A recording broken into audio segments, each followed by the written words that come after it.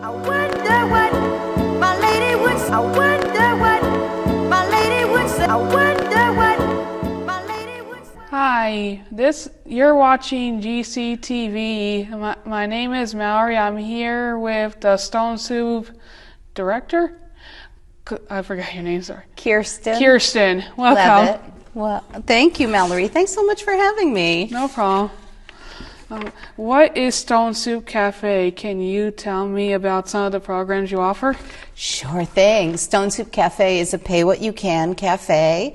It operates a meal and a food pantry on Saturdays from noon until 1:30.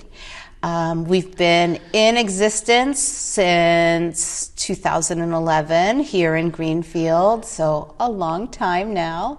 And we serve a whole lot of meals and help a whole lot of community members with groceries. And we also do other events, like we go out and do Fun Fest or Pride. We've done Juneteenth. Of course, we do the Harvest Supper every year. We used to have a culinary institute where we train people how to work in the food industry. And we have community soup nights, which is tonight. So, can you speak about some of Stone Soup's history? Why did it start?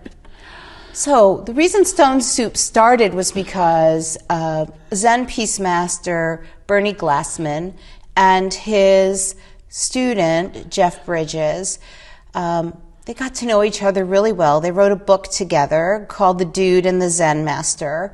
And both of them were very interested in taking care of people who are hungry. There's an abundance of food. Hunger should not be an issue. And Bernie really wanted people to feel like they weren't just cared for, but that they had dignity, that they were empowered and had agency.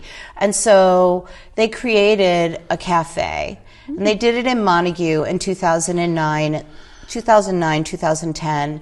And then Bernie thought it would be better if the cafe was located in a more central location. And so he went around and asked different places if he could hold his meal on Saturdays there. And All Souls Church said yes. And so that's why we're just on the corner of Hope and Main in the basement of All Souls Church. In the beginning, we served about 25 people every week. And right before COVID, we were having community members, about 100 to 150 community members come in and eat with us every week on Saturdays. But then COVID happened and we moved everything to delivery or curbside pickup. And it exists that way today. We do about 600 meals every week for our community, and about 80 to 100 households go through our store. It's called Everyone's Community Store, and it's an emergency food pantry where we offer all kinds of different items for people who need them. How has Stone Soup changed over the years? Oh, well, big changes. We do too many meals for people to eat indoors together, and that was a really important thing for our community, to be able to sit side by side and share a meal. When you break bread with someone, you create a bond. You really get to know them differently than if you're just, passing them on the street or in the supermarket with them. Once you've sat at a table with someone, if you pass them on the street, you might say hello. Or at the supermarket, you might say, "Is that your favorite brand of oatmeal? Because I like this one," and have a conversation. And so the point of having a sit-down meal was to build community, and now we have to find other ways to do it while we're at curbside. So a couple of the ways that we do that are in the good weather months, we put picnic tables out, we have musicians come and play, and so people can sit across the street and enjoy their meals.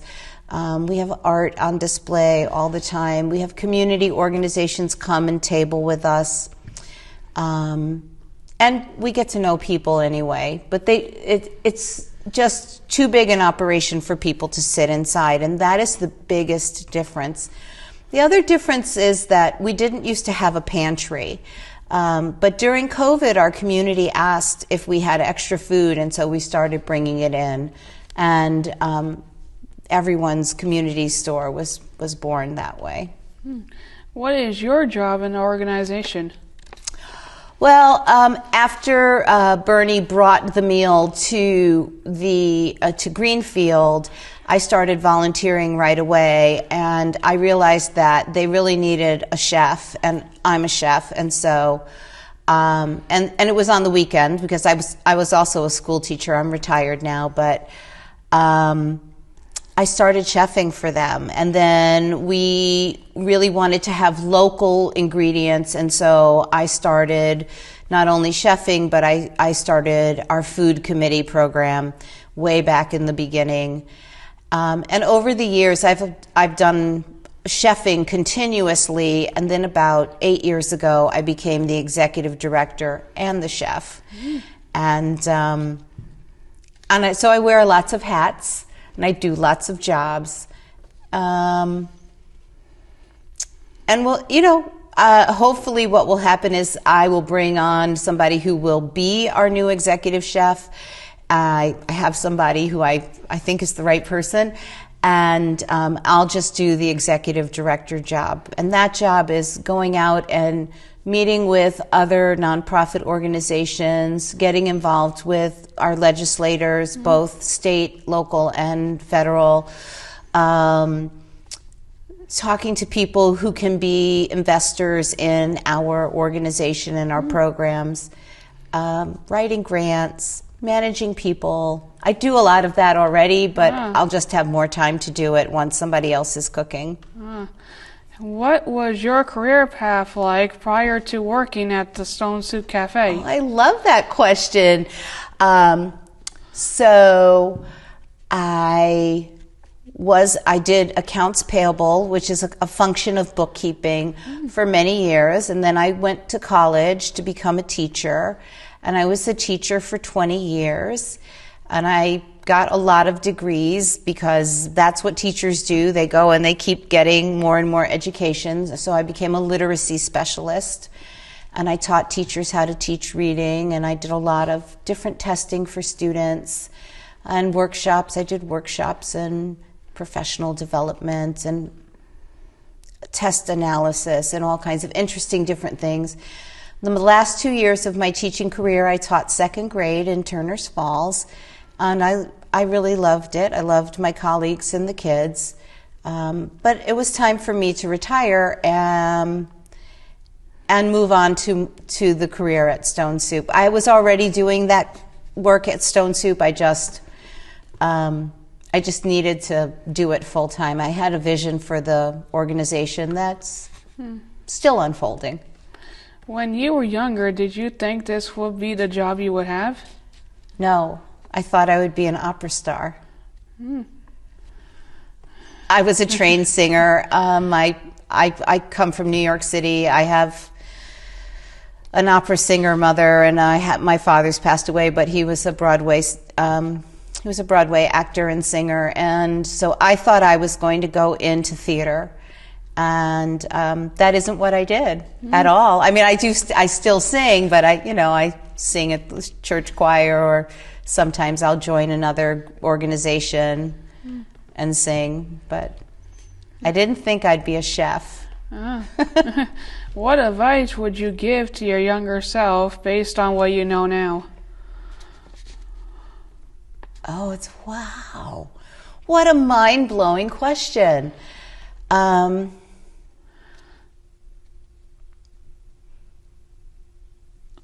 I think it's the same that I'd give it today, which is just keep going. You got this. I've always thought that anything I wanted to do, if I worked hard enough and learned enough about it, I could just do it. What does a normal day at work look like for you? Monday to Thursday, I'm in the office from about 8 to 5, sometimes later or sometimes earlier, depending on what the day looks like. And then on Fridays, I'm usually there. We do our prep shifts on Fridays and Saturday. We cook, and so I'm usually at the cafe from 8 to 8, and Saturday I go in at 5 a.m. and I'm usually out by 3. And that's when I'm chefing and cooking and, having my staff help lead volunteers that help us do all the chopping and all the assembly, all those things. What is your favorite part of your job? Meeting new people. Sometimes if a dish is really, really tasty, I'll be like, that was so good. But really, I love meeting our community members, and I get to meet a lot of community members because we have a lot of people who come and volunteer with us. So I get to hear their stories, and I get to relate to who they are. Or I get to, when I see people that have been with us for a long time, I know them well, I know them deeply, and I care about them. So it really is very satisfying. What is the hardest part of your job? The hardest part of my job, well, I guess there's 2 places, right? One is ensuring that there's enough funding for the organization. So that means asking for money.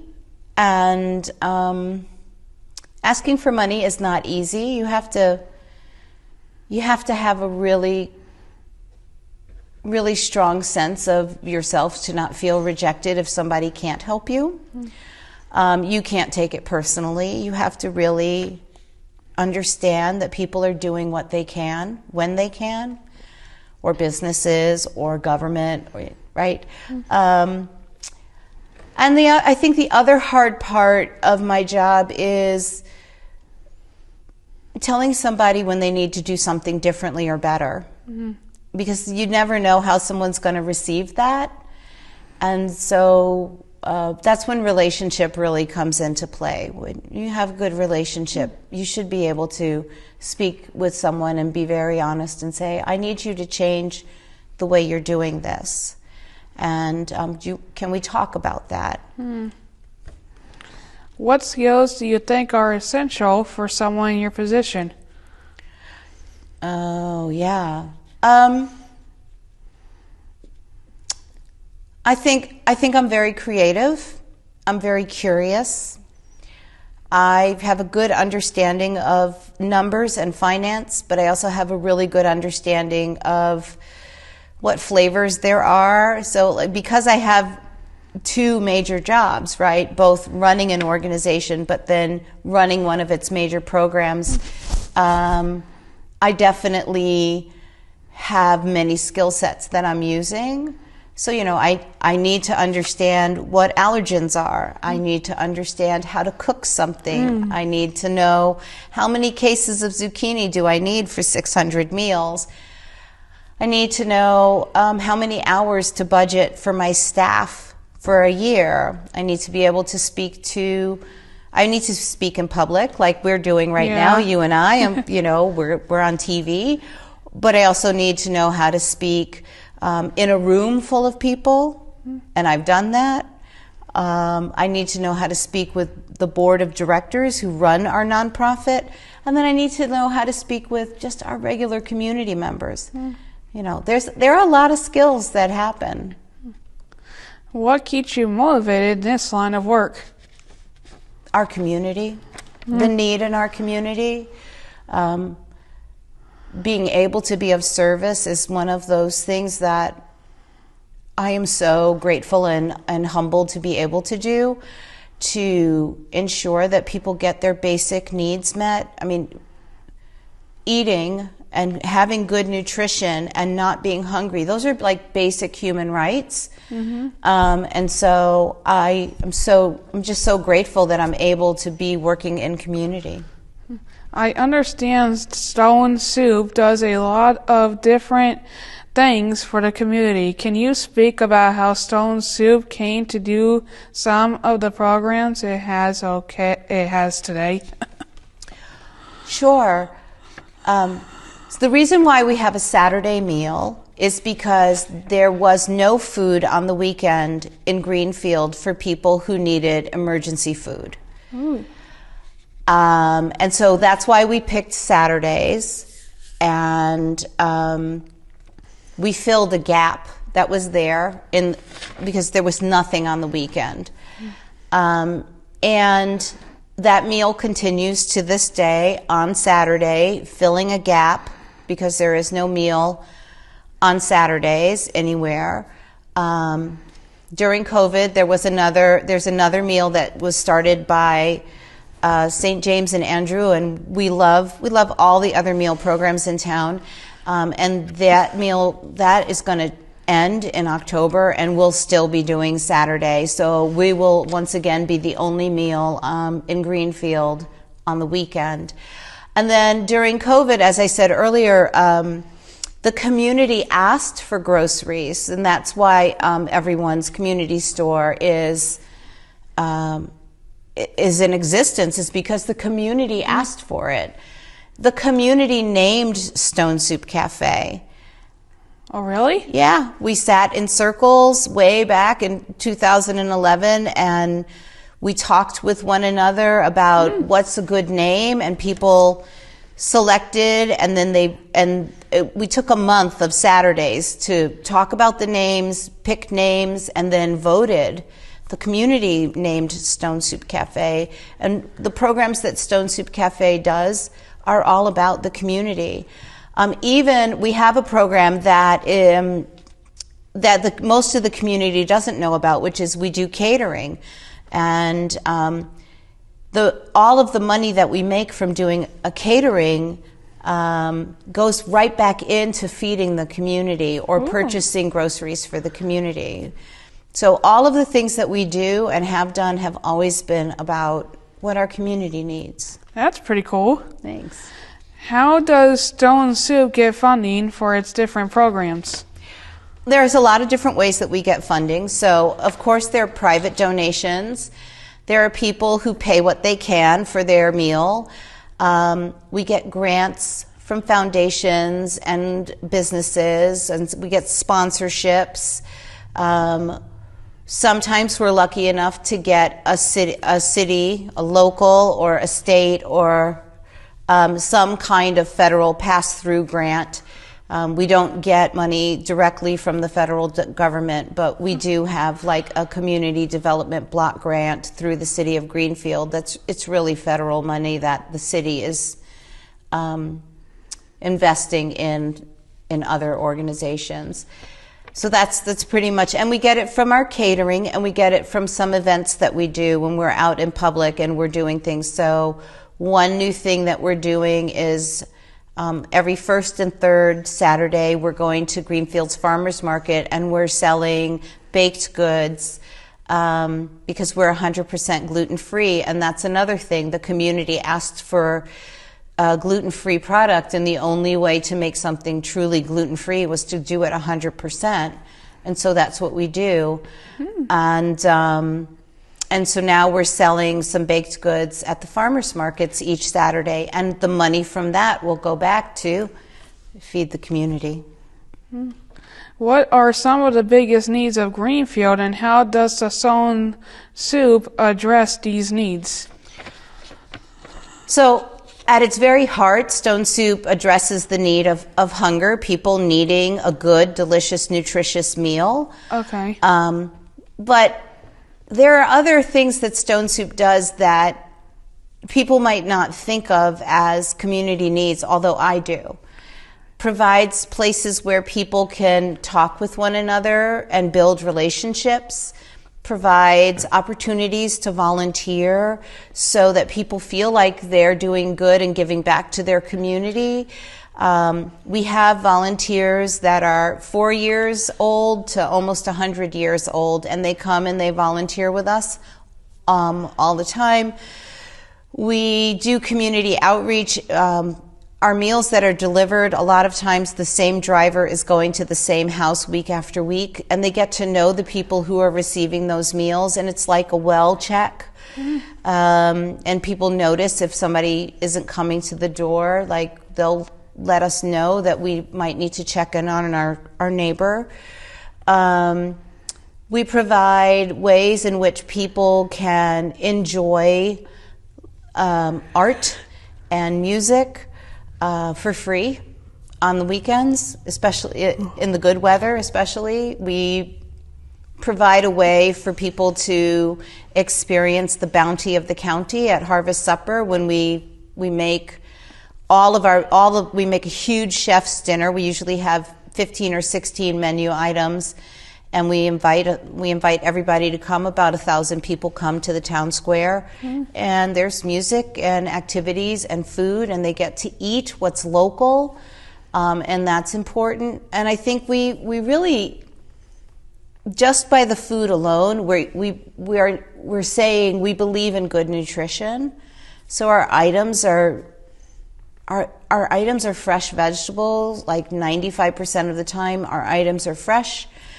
They're organic and local as much as we possibly can have. They're scratch cooked. Even our beans are started from dry. We ensure that the food that we're making is made with love and care, but really designed for people's nutritional needs. How does Stone Soup decide which programs to prioritize?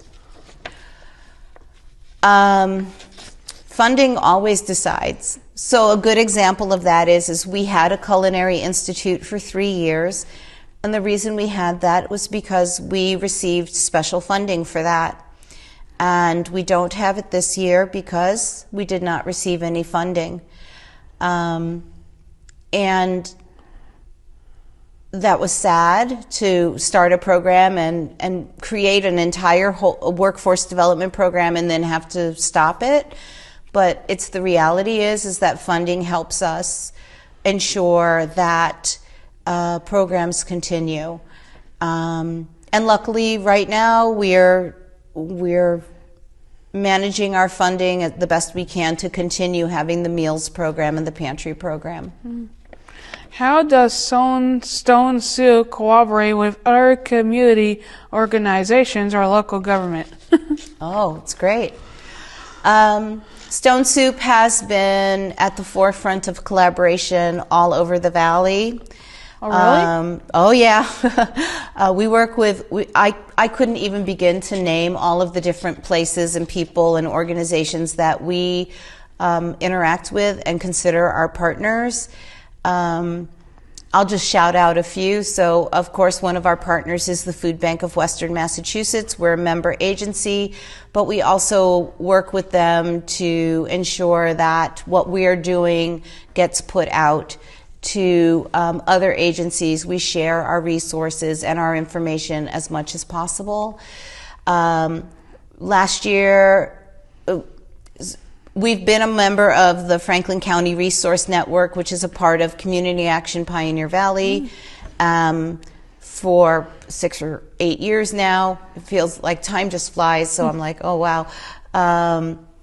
We led the charge with Franklin County Resource Network to really make sure that every agency was coming together throughout COVID to talk about how we could step up and be there for our community.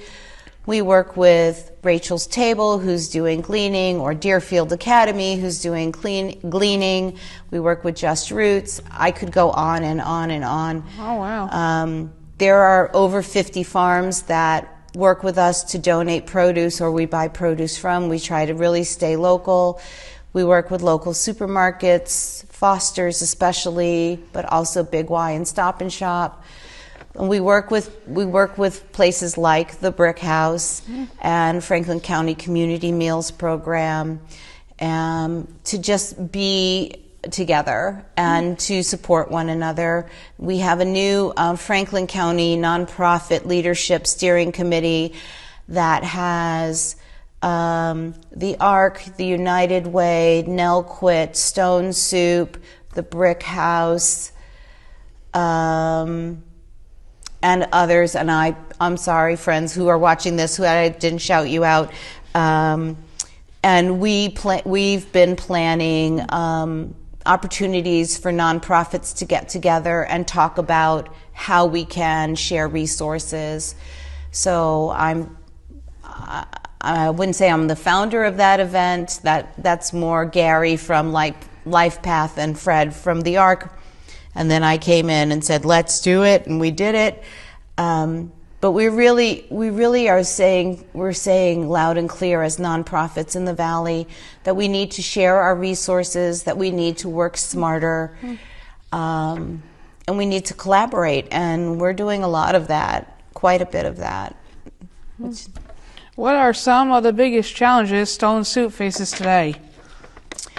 We've outgrown our facility. We really want people to sit and eat together. We really want people to sit and eat together, and we really want people to be able to break bread and build community in the way that we used to. And so that's an issue for us, and it has been ever since COVID started. And so it feels very present and real 5 years after the fact to be saying we still don't have a way to sit down on Saturday. Because our operations are too big, which is why we started Community Soup Night, because we figured if we can get 75 or 85 people in the room to sit and break bread together on a Monday night when we're not trying to put out 600 meals and send things out on delivery and curbside pickup. And you'll hear this from every nonprofit in the Valley now. It's funding. As federal funding dries up or is right now on hold,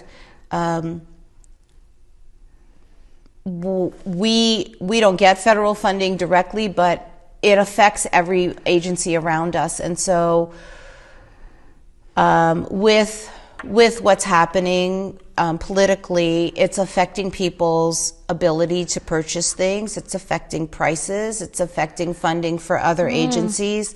And it really impacts us because more and more people will come to us looking for us to be able to help them, and they will have less to share. So their pay what you can will be nothing or very little, and it won't actually cover the cost of the meals or staffing or product or anything. So I think those are the two big squeeze points for us. We don't get to sit together because we're not in the right sized facility, and funding is hard for everyone, and it's hard for us too. And how do you balance all of that? Have the needs of the community changed in recent years? If so, how? COVID changed the needs of this community deeply, and we still are feeling the effects of it because as things started to get better, inflation happened, and then inflation ceased and the economy started getting better as well. But the current climate is not making things easier for our community and for their bottom line. Everything costs more than it did even last year. And so people are really struggling. And for Stone Soup, that we see that that's an issue in the community. If COVID increased our meals from 200 meals a week to now 600. Wow. And if we were, if our community had been healed, like if everything returned to normal, then one would think that our meal number would decrease, but it hasn't, which means our community need increased over the last several years and has continued to stay at a higher level than pre-COVID. So it's definitely noticeable for us. What are some barriers the organization encounters when trying to help the community? Some of our barriers are just where we're located and what we can actually put out. Other barriers, I hate to say it again, other barriers are money, financial, issues or funding, staffing, because we're used to working on the weekend. And so if we were to expand our meals to add another day or something, we'd have to know that we could pay our staff and do that and buy our products in a way that wouldn't destroy the already existing program. How can people get involved at Stone Soup? Oh, great question. So we love for people to get involved. We want everybody to come and eat. Pay what you can. So you pay nothing or something or full price or even more because you want to pay for somebody else's meal. This is not a soup kitchen. It's not just for poor people. This is a community meal, and community means everybody. And so that's one way that people can get involved. They can order meals online. I'll give you my website in a minute, or they can come just pick up meals at curbside from 12 to 1:30 on Saturdays on Hope Street. Or they can come and they can volunteer. So volunteers can go to thestonesoupcafe.org, and there are ways to order your meals, ways to sign up to volunteer, ways to donate and support. And there's lots of information about us, our history and our staff and our board there as well. How can people support Stone Soup? So they can go to the website and make online donations. Hooray, right? thestonesoupcafe.org. They can send us a check. We're at P.O. Box 57, Greenfield 01302. They can show up and pay what they can for their meal. We'd love to have that. They can come to Community Soup Night. It's also pay what you can. Those happen on the second Monday of the month. Tonight, May 12th, and then June 9th are the next ones, and then we'll start again in September and do them then. And then come and volunteer, come be part of the crowd, be a delivery driver. There's all kinds of different ways to get involved at Stone Soup. What are your hopes for the future of Stone Soup? My hopes are that we will find a new place to be and that we expand our programming so that the people in Greenfield can access our wonderful restaurant quality food 7 days a week. Are there any new programs or initiatives on the horizon? Not right now, but you never know. What legacy do you hope to leave through your work at Stone Soup? I hope that my work will stand the test of time and that people will be able to continue it.